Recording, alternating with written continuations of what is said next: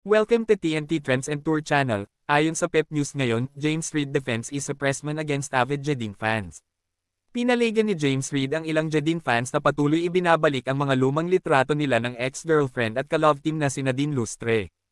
Isang video habang kinakanta ang sarili niyang bersyon ng kantang Yamaha ng American singer na si Deshaun ang ini-upload ni James sa kanyang TikTok account.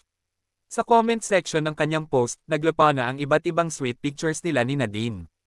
Mula ito sa mga tila hindi pa rin makamove on na tagahanga ng kanilang tambalan, ang Jadine.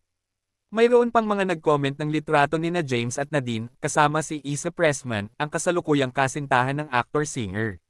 Karamihan sa mga ito ay nagsasabing mas gusto nila si Nadine para kay James. Hindi ito pinalampas ni James. Mensahe niya sa comment section ng kanyang post, "So many bitter people that can stand to see me this happy.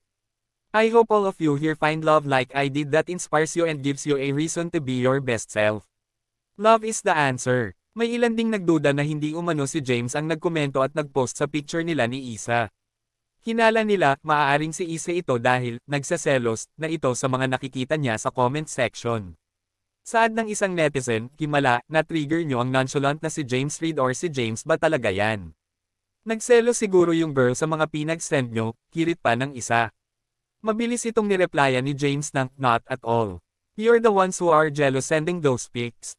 Think about it. Please don't forget to subscribe TNT Trends and Tour channel, click the notification bell to notify you in our next video and please like and share and comment down below. Thank you for watching."